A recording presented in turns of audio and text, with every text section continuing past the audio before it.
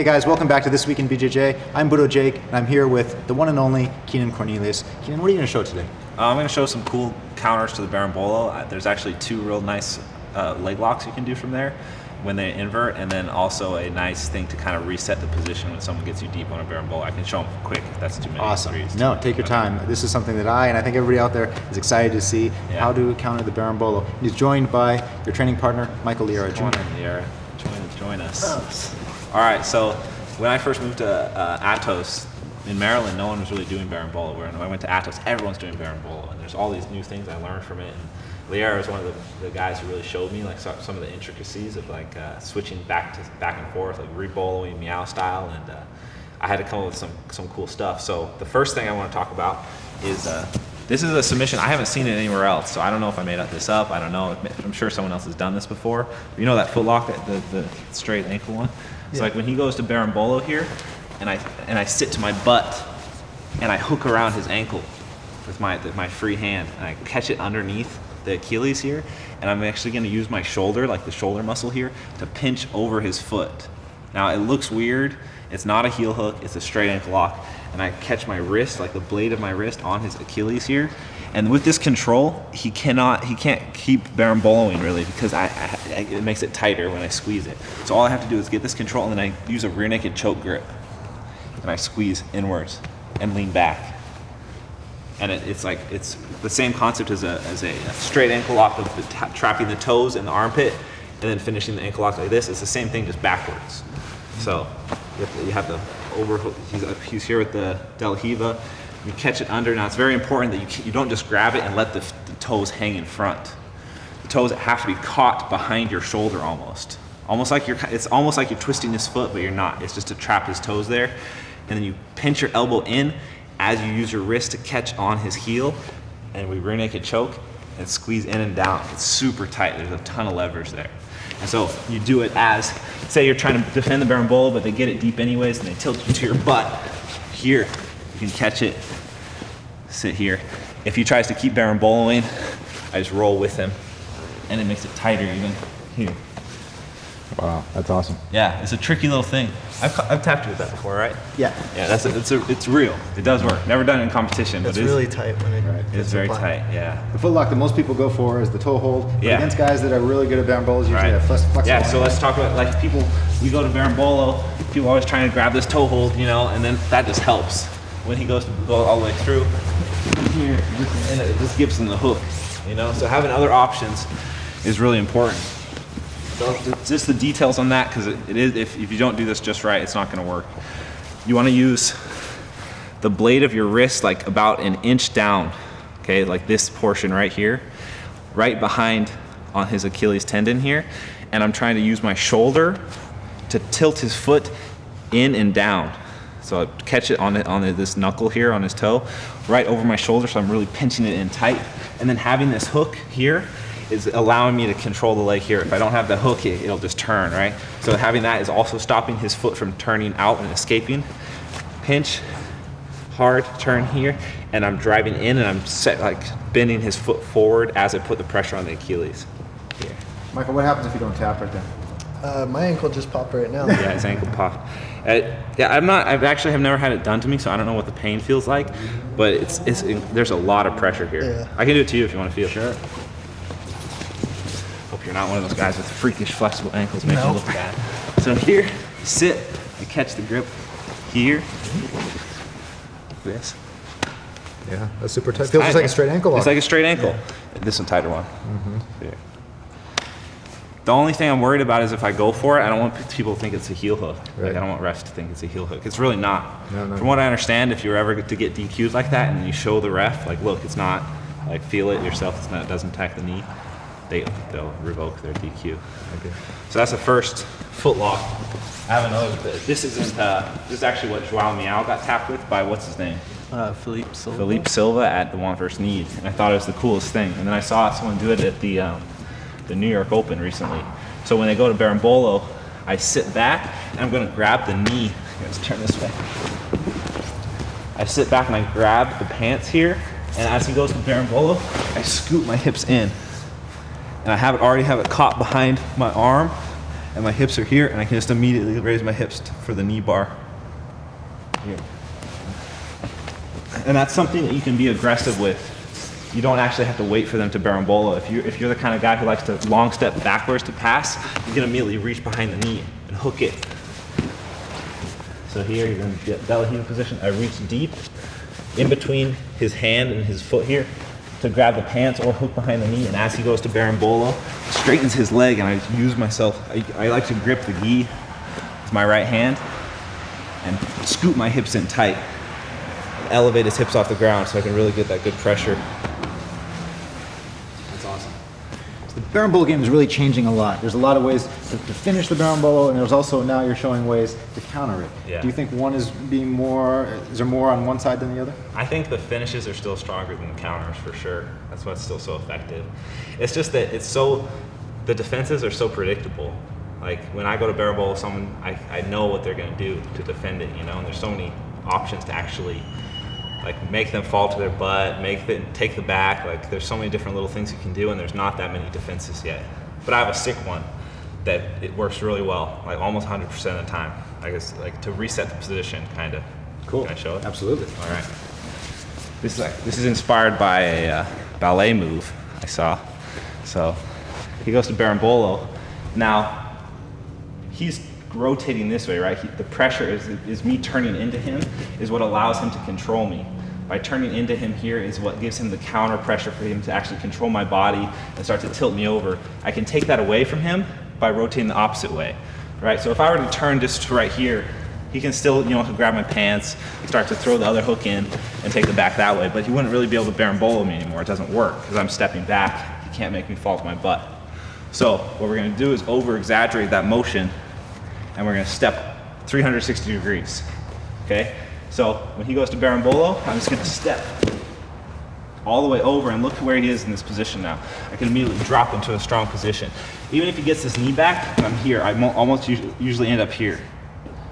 Boy, this is good pressure from here. I can just immediately X-pass, or I can windshield wipe to this side and start to pass the guard on this side. So that doesn't have a name yet, but in ballet it's called a pirouette, so it's a pirouette. Has this been working for you in training? Oh yeah, it's killer. Yeah. It shuts down, especially like no gi's obviously slippery, easy, but in the gi I use this all the time. It's really excellent. So here when he goes to reach and starts to invert, I just take a big step and go all the way to the other side. So I'm not doing full 360. I'm taking my foot, I'm gonna spin all the way around and kind of plant it wherever I can. But the bigger the turn, the better. And also make sure your toes don't get caught on his hip and you blow your knee out. You wanna make sure your toes are free to spin.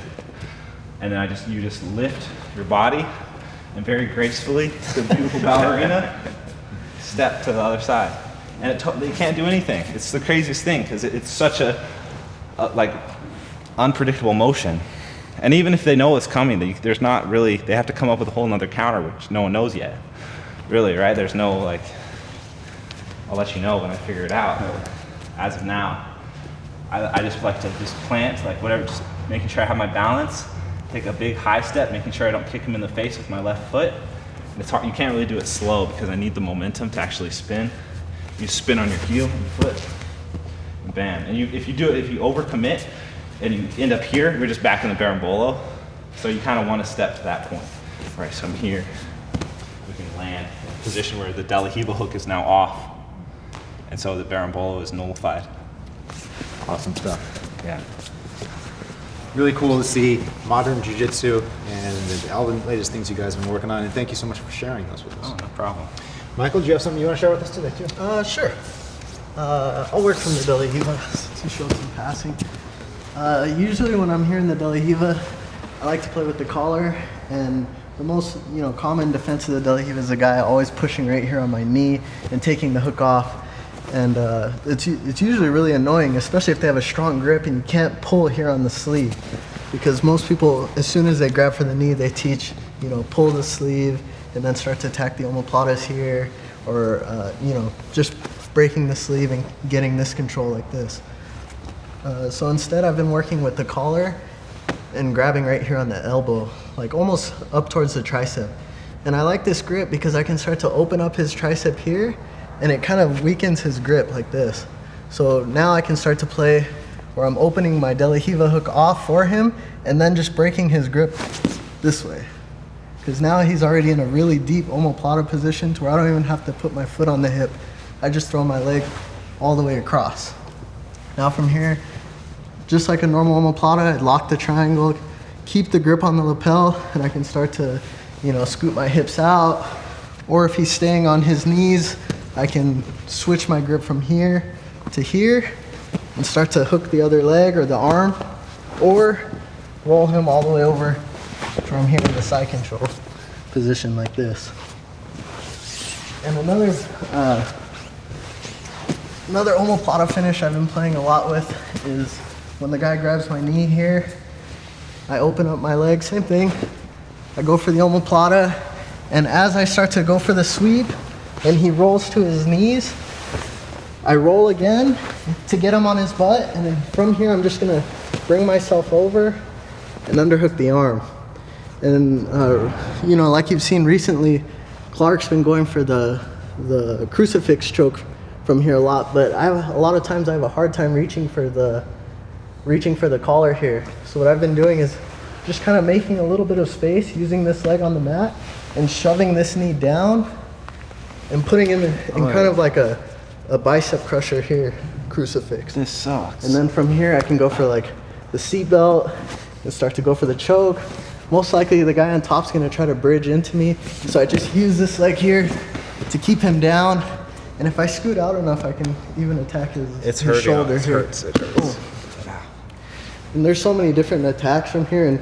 And how's this arm feel? It hurts right here. It's tight, huh? And my hand's falling asleep. So you can start to go for like the collar choke. You can throw this leg over the head. Dang. You can attack the wrist. Like you can start going for rear naked chokes here. So there's tons of options from this. This is what Buchecha had Andre Galvao in for a second, right? This position. Yeah. Professor escaped somehow. Yeah. I didn't see that. Hoffa put me in this position once. I couldn't get out of it. That's actually what inspired me to keep working that. That's tough to do that. Yeah.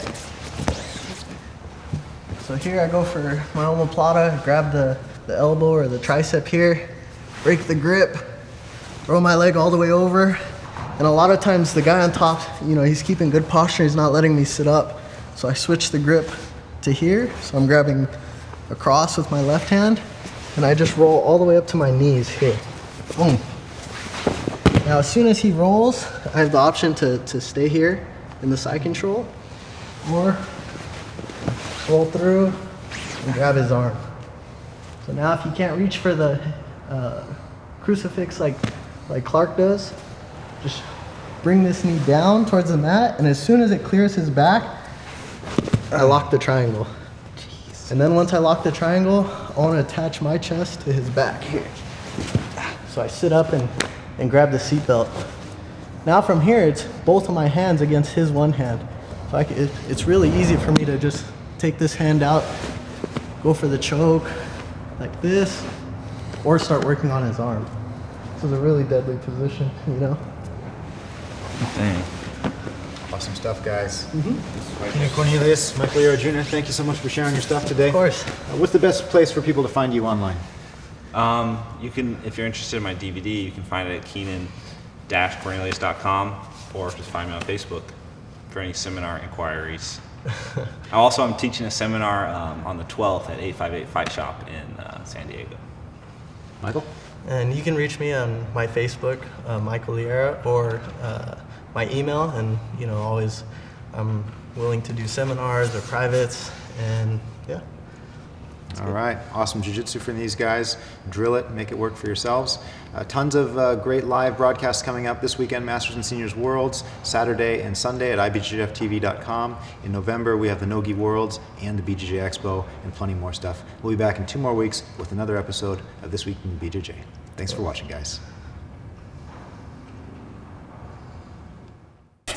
That concludes this installment of This Week in BJJ.